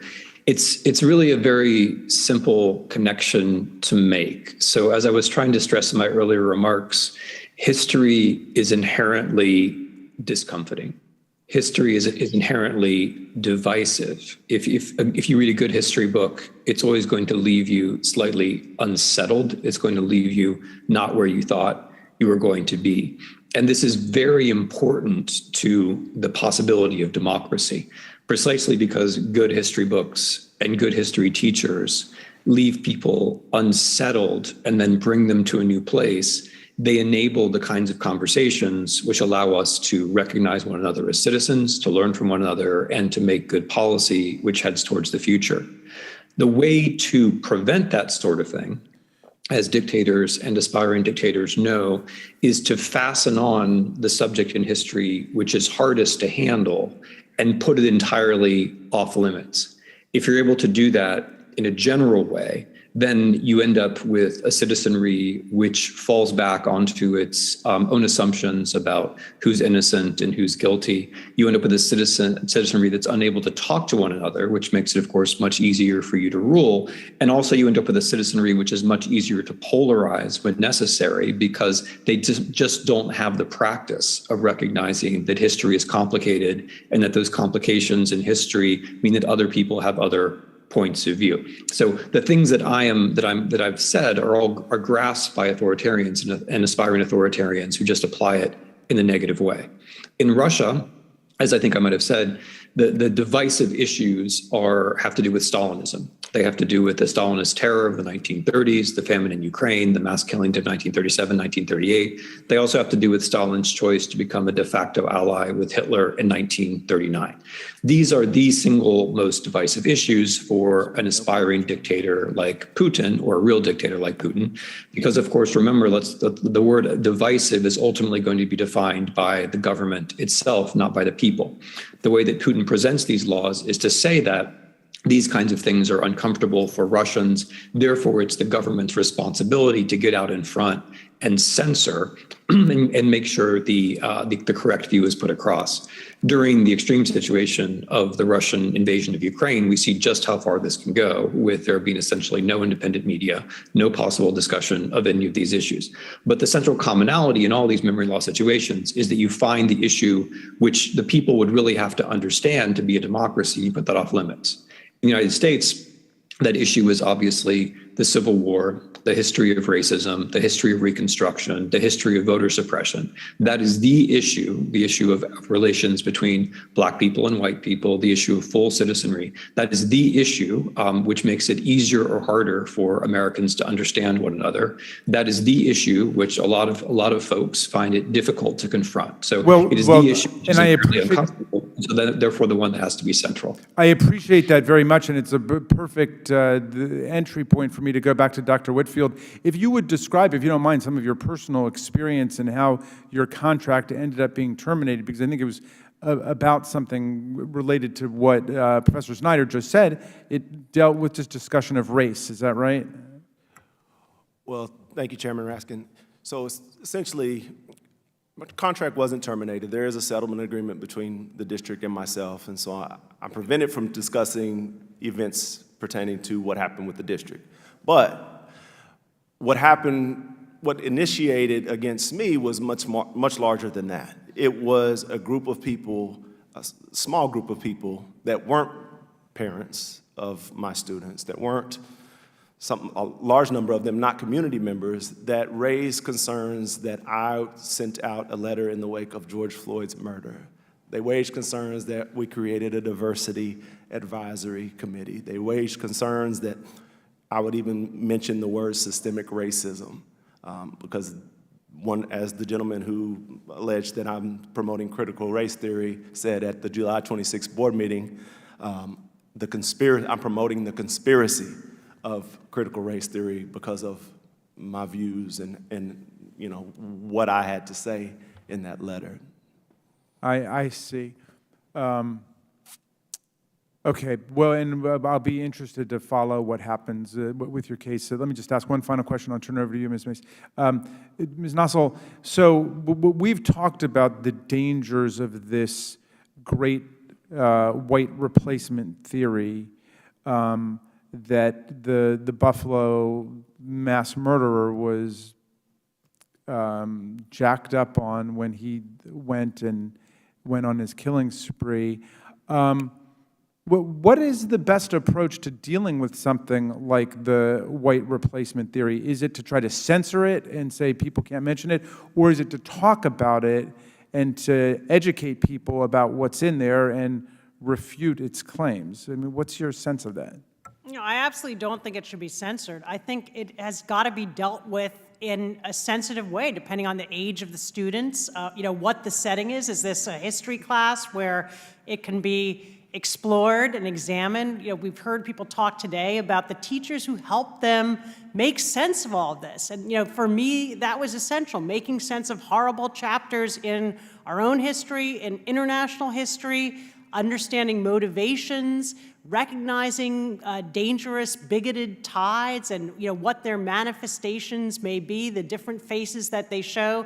And so, the idea that we're cabining off discussions of race or even racial superiority, whatever the motivation is, that's counterproductive. We need in our schools for kids to be able to explore these things, talk about them, recognize them when they see them, be able to persuade others and engage in these very difficult topics. So censorship is not the answer. I mean, it's a striking irony, of course, that critical race theory is being banned all over the country by these states, but white replacement theory is not being banned. But in any event, neither of them should be banned. It's within the realm of ideas, and that means it's within the realm of debate, discussion, inquiry, and empiricism, factual evidence, which ultimately is going to be the antidote to lies. So I appreciate that. Ms. Mesa, you are now recognized for your 5 minutes, liberally speaking. Thank you, Chairman Raskin, and I want to thank all those, the witnesses for their testimony today. We appreciate your time and effort in sharing your stories of courage, especially to the students who are here today. You guys are remarkable. This issue is really personal to me. I'm a single working mom like Ms. Gentles, and COVID-19 really hurt my kids. Virtual school really decimated our household with regards to learning. So I have a few questions today. Mr. Carver, I'll start with you. Since the start of COVID, do you know what the % of increase in mental health issues has been with our students nationwide? I'm not aware of specific numbers, but I know that mental health issues are a problem across the board. About 37% of students admitted that they had an increase in mental health issues. 44% said that they are persistently sad, of feelings of sadness and hopelessness. Mr. Carver, do you know roughly the percentage increase in suicides from COVID-19 when kids were out of school mostly? I do not. I do know the percentage of suicides for trans students and LGBTQ students, which are very high. I know what was the percentage of that? 75% of LGBTQ students say that they are consistently miserable throughout the day. So the rate of suicides during COVID-19 increased 22% the summer of 2020 over 2019. In the winter of 2020, it was a huge increase of 39% on average. Do you know the percent increase in online bullying during COVID-19? Not off the With our 70%, that was a 70% increase, which coincides with the rate of suicide, as you mentioned earlier. Do you know the percent of increase, or excuse me, decrease with regards to reading levels during COVID-19 when a lot of kids were home? Do you know how bad it was, how bad it decreased? I'm a teacher, so I'm aware of the losses we've had and the work we've had to do to make up for it. About 30%. And then the decreases in learning math, particularly for those students who are in virtual school, was down 50% during COVID-19. My next question, Mr. Carver, do you believe that learning pronouns or learning to read is more important to kids in school? Pronouns are a part of reading. But Which one is more important, pronouns is or more learning to important. read? Just curious. Do you believe that students should be suspended from school if they don't use the correct pronouns when they're in school? I need more context for a given situation. Some students recently, I think it was last week, were suspended from school, middle school students, for not using the correct pronouns. Should teachers' unions decide, in your opinion, whether schools should close or should it be up to states and school boards? I think they should have a voice, but I don't think they should or do decide.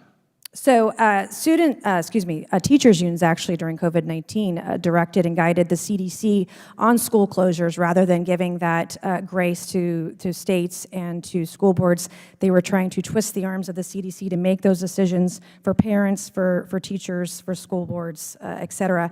Do you believe that parents have First Amendment rights? I guess, Ms. Nassel, you mentioned First Amendment in your comments earlier. Do you believe that parents have the right to the First Amendment?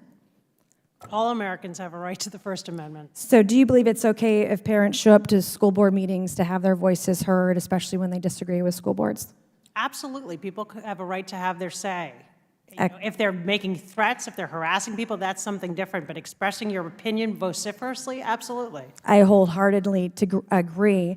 I was reading a story, it was last year, where a parent showed up at a Loudoun County school board meeting because his daughter was sexually assaulted at school, and that father was arrested. I tell this story often. When I was 16, I was raped by a classmate of mine in high school, and when I was 17, shortly thereafter, I dropped out of school because oftentimes women who are raped are victimized and re-victimized when they come forward. In this case, it was a parent, and we want to make sure that we protect the rights of all parents to have a say in kids' schools. So I want to thank you all for your time this afternoon, and I yield back.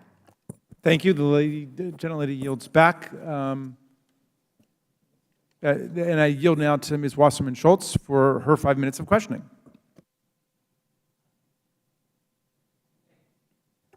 Thank you, Mr. Chairman. Mr. Chairman, I have some questions for my fellow Floridian, Ms. Cousins, but I would be remiss if I didn't use this opportunity to engage with Professor Snyder, who I understand is participating virtually.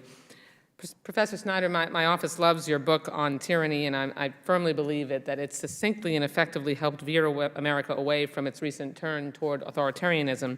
So thank you for that. But I want to tap into that talent for concision and ask you some very quick yes or no questions, and then get your larger take on my home state of Florida. Do repressive governments censor unpleasant history in their schools? Yes or no? Yes. Do tyrannical governments muzzle teachers from telling the truth? Yes. Do authoritarian leaders regularly demonize the free press? Yes. Do tyrants criminalize protesters? Yes. Do despots make it harder to vote? Yes. Do they abandon facts, science, and reason? Yes. Do autocrats target marginalized communities like gays or communities of color? Very much so. Thank you. Governor Ron DeSantis, the governor of my home state, deploys every one of these authoritarian tools in Florida. Some are now law. One of them became law just this week. Yet these are the same repressive tactics that thousands of my constituents fled from in Venezuela, Cuba, and Nicaragua. That's why they came to Florida. And now Governor DeSantis is bringing a brand of authoritarianism to Florida that Putin, Maduro, or Castro would applaud. Mr. Snyder, should residents in Florida be resisting this rising authoritarianism of Governor DeSantis? And are we seeing the creeping anticipatory obedience that you talk about towards his repressive policies that you warned about? So, number one, I think you're very right to make these comparisons, and Cubans of an older generation can actually remember school policies from their homeland, which are similar to the ones that are being implemented in Florida now. Number two, I think you're also quite right to talk about anticipatory obedience. It's very important not to see changes like this as normal and to allow them to come creeping in so that they become the new normal. And number three, should people be resisting? Absolutely. I mean, the way that democracies are overcome in the 21st century is generally from within. And it's generally by clever leaders who find ways around the rules and find ways to create, find ways to use minority positions which polarize in order to move themselves towards the top. Thanks. Thank you, Mr. Snyder. It's not enough to just describe Ron DeSantis as a culture warrior. We should call him what he is, a tyrant who is using his position and power to install repressive and hateful policies in Florida. I want to turn next to Ms. Cousins, because as a Floridian, you can give a firsthand account of how these policies impact children and families. Despite conservatives' assertions that anti-LGBTQ+ laws like Florida's Don't Say Gay Act are meant to protect younger students, the truth is they directly harm those students. For example, these laws would prevent children with same-sex parents or LGBTQ+ siblings from being able to discuss their families in school. And it would also require teachers to out LGBTQ+ students to their parents without the student's permission if the parent requests the information, and allows parents to sue schools should they fail to do so. Ms. Cousins, you're a Florida parent and you have a non-binary child in middle school as well as 2 younger elementary school students. How will your children be directly impacted by the Don't Say Gay law? So my 2 youngest are rising 1st and 3rd graders. So the way that this is going to impact us is if they should be discussing the makeup of our family or their older sibling whilst in the classroom, some kid overhears it, goes home and says, hey, guess what? So-and-so's sibling identifies this way. If the parent doesn't like the makeup of our family, they are now fully within the rights of the law to go and sue the school, and not only sue the school, but the school will now be responsible for paying for that lawsuit. And that is money that we desperately know in Florida could be better spent on teacher salaries and student funding itself. Can I zero in with you on that? Because you've clearly been supportive of your non-binary child. I want to ask you specifically about forcing teachers to out their LGBTQ+ students to their parents. I mean, schools are supposed to be safe havens, and they very often are for these kids. You've clearly been supportive of your child, but how do you think outing students to their parents could affect them? It's going to be devastating. It's going to lead to higher rates of depression and definitely higher rates of suicide.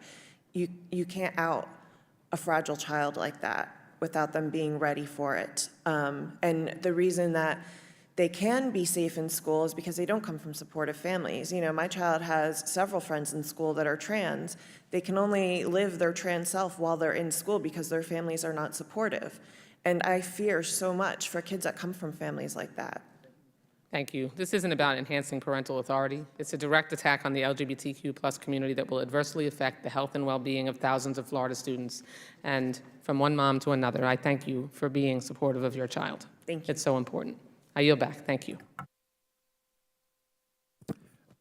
Okay, but I think we're going to give the other members a few more minutes just to get back. I think there's a press conference going on about Buffalo. In the meantime, I'm going to take another round of questions and invite Ms. Mace if she wants to take another round. But I'm also struck by the way in which the autocrats and authoritarians feel it necessary to attack the LGBTQ community all over the world now. We see that with Orban in Hungary. We see it with Putin in Russia. We see it with Duterte in the Philippines, of course, the homicidal crown prince of Saudi Arabia, and on and on. And I wonder why that has become such a hallmark of the authoritarian regimes around the world. And you know, I thought I'd get thoughts from anybody who wanted to, but perhaps, Professor Snyder, we could start with you.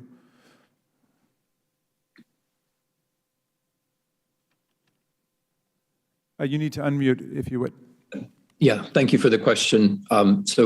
Number one, just to make a very simple observation, there's a lot of copying going on right now. So it's not a coincidence when different right-wing regimes around the world use these tools. There's a great deal of copying, and in particular, there's also a fair amount of contact as between the American far right and the Russian regime on the issue of gays. Number two, far right-wing regimes tend to identify children as an anxious place, and so they use the rhetoric of the exploitation of children as a way to seem to be on the right side of families.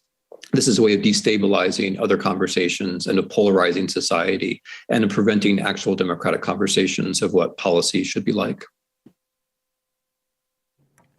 Very good. Yes, Mr. Carver, I'll come to you, and then Ms. Gentles, I'll come to you. I think it also plays on absolute primal fears. I'm a teacher. I worry about my students. I worry about their safety. When kids are trying to commit suicide, we are the ones calling the police. We are the ones literally showing up at their houses to prevent them. We are the ones making sure that they get access to counseling. We're the ones fighting for it. I'm very proud of the unions in Kentucky for fighting very hard when our students were threatened with the loss of mental health access in schools. I can understand and even sympathize with parents who, if they're told by extreme right-wing advocates, your students are in danger, that they might feel worried. And we're in a time period in which lots of people feel stress. So I think advancing that narrative that their kids are in danger is an easy way to win people over at a most primal level that doesn't require them really to ask more questions other than how can I help my kid or protect my child. I appreciate that. Ms. Gentles. Yes, it was just mentioned that there's a lot of copying going on. And so I just wanted to mention that there's a lot of copying going on among middle school girls in particular right now. There's a bit of social contagion happening where girls who feel like they don't fit in, girls who might have lagging social skills, girls with underlying issues, anxiety, depression, ADHD, often autism spectrum, they find relief in an identity, like a transgender identity, non-binary, gender fluid. This is something that's happening very much in my community. I know of many girls who have embraced this identity when they hit puberty, when they hit middle school age.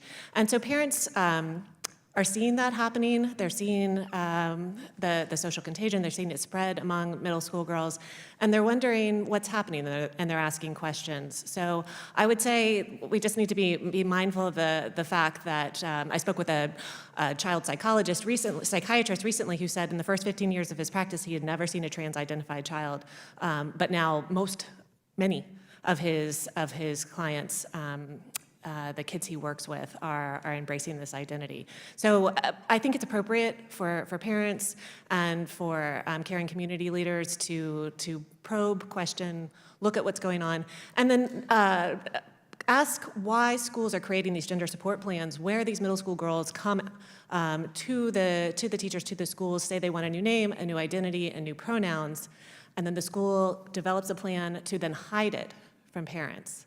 Why are they doing that? Particularly when these are kids who have underlying issues. They have anxiety, depression, ADHD, autism spectrum, and as we've been hearing repeatedly, they might be more inclined to consider suicide, particularly when it's told to them over and over and over, you are more likely to commit suicide. Those gender support plans are dangerous, they're cutting parents out of a really important conversation. Thank you for that. Ms. Cousins, did you want to opine either on my original question or on that point that Ms. Gentles just made? So my child knew that it was completely safe to come out to me first. So we never had an issue in school with having to create specific plans for them. And my wish is that every child came from a safe family like my own, where they are free to be themselves, they won't be judged, and they can live their authentic lives. And, if a child doesn't feel safe to come out at home, but they do feel safe with a particular teacher or guidance counselor in their school, then absolutely it's important for the child to be able to confide in that safe adult, because there are far too many trans and non-binary children lately who their families are not supportive, and they will go home, they will be beaten, they will be bullied, they will not be accepted. And that is what is leading to the higher rates of depression, in my opinion. So, Mr. Carver, it seems like it's a complicated time to be a teacher these days. With the rise in mental and emotional health problems, the Surgeon General has declared it a nationwide emergency. COVID-19 has been a nightmare for young people. It's been profoundly isolating and demoralizing. As Ms. May said, it's meant a setback in terms of kids learning, almost across the board. What is the best spirit within which a school can try to address all of these different problems in a meaningful and supportive way without ever imposing some kind of bar of political and ideological correctness of any perspective on families and on kids? For me, inclusion is the one word that matters. I know that students, for example, who come from families that try to change their gender identity, who disagree with them, are 300% more likely to attempt suicide. If a student, for example, comes into my classroom and says, I'm a Democrat, I'm a Republican, I'm trans, whatever, it's not my job to say, well, here's what you should be, or let's put you on a path to be something else. My job is to say, great, you're welcome here. You're always welcome here. And I think if we politicize inclusion and say welcoming a student, making sure that this student feels safe, making sure that this student feels heard, if we somehow suggest that this in itself is a political act, then it becomes impossible to make every single child feel safe. Okay, I'm going to turn to Ms. Mason now. Thank you very much for that, Mr. Carver. And Ms. Mason, then I think we're going to close it out. Oh, great. Thank you, Mr. Chairman. I had a few more questions for Ms. Gentles this afternoon. In your opinion, is it school closures or is it classroom content that has hurt students the most over the last 2 years? Well, to be clear, students entered into the COVID era in a bad position. They were already possessing weak math and reading skills, and those have only gotten worse because of school closures. Obviously, a child can't learn how to read. A kindergartner, a first grader can't learn how to read on Zoom, and that's really impacted their ability to read, and that's really impacted their future. The school closures have had a huge impact. And then who do you believe is responsible ultimately at the end of the day for school closures that happened all across the country? Well, I think it's part of the popular narrative to put the blame straight on Randi Weingarten, who is the head of the American Federation for Teachers, and I worry about that a little bit. She's absolutely a driving force, and the teachers' unions are a driving force in school closures, but there are a lot of people with responsibilities. The local leaders, the school boards, the superintendents had the responsibility to step up and recognize that children were not doing well with their mental health and with their academic achievement, and that schools needed to be open. And then in your opinion, interventions now, what can we do now? What evidence-based interventions can we be advocating for that Congress should be addressing learning loss and getting students back up? There are millions of kids that are going to be lost. We're not going to be able to get them back to where they need to be. But what are, in your opinion, are some of the interventions that we should or could be doing now to make the environment better for learning for students who have been so negatively impacted by COVID-19 and being out of school? Well, I think that's where the good news is. I mean, this hearing's been grim in a lot of ways. The school closures have been dreadful, and clearly there's a mental health crisis as well as an academic crisis in our country. But the good news is that student-centered interventions like high-dosage tutoring, where you have small groups or one-on-one interacting with a tutor, a teacher who's really focused on that student's individual needs and getting them caught up, that's a proven strategy to help students. And states and districts have $190 billion to spend of federal supplemental funding on top of what they have already, and they're having a lot of trouble spending it. So go ahead and spend it on the high-dosage tutoring. The state like Tennessee is doing that. They have a statewide tutoring corps, and I'd love to see that happening in more states and districts. The problem is that some of the districts are having trouble with their contracting. The Wall Street Journal reported this week that the LA school district has not spent a penny of its ARP funding. That was the biggest amount of funding that was pushed out from Washington. Not one penny of the ARP funding that they've received, and some of that was contracting issues. They had promised to do a tutoring program, and they haven't even lined up the contracts yet. Wow, thank you. And I yield back. All right. Well, I think that no other members has made it back in time. I understand that Mr. Donalds, while we were gone, noted some examples of the reasoning behind banning of textbooks in Florida. And I just want to add a little context to some of the documents he introduced in the record. A full 41% of Florida math textbooks were banned because they contain critical race theory. which is surprising, but only 3 of 125 textbook reviewers had actually found poor alignment with even the critical race theory guidelines. One of the reviewers was a college sophomore at Hillsdale College, a conservative university in Michigan. Another was a member of Moms for Liberty, which has been driving the book bans across America. So I want to introduce an article from the Tampa Bay Times. Florida rejected dozens of math textbooks, but only 3 reviewers found CRT violations. I also want to introduce an article from the New York Times, a look inside the textbooks that Florida rejected. The book that was referenced was an 11th grade pre-calculus elective textbook that is not in the core curriculum. Let's see. With that, I want to thank all of our witnesses for the day, for really superb testimony. Ms. Calden, Ms. Mengel, Ms. Romani, Ms. Nassel, Dr. Whitfield, Mr. Carver, Ms. Gentles, Ms. Cousins, and Professor Tim Snyder from Yale. I want to thank all of you for really tremendous participation. All of the members will have 5 days within which to revise and edit their remarks, and also to seek further questions of the members. So if there are other questions that are advanced, I will forward them to you, and please get them back to us as soon as you can. With that, I want to thank you again for your excellent participation. Our hearing is now adjourned, and I bid you a good weekend.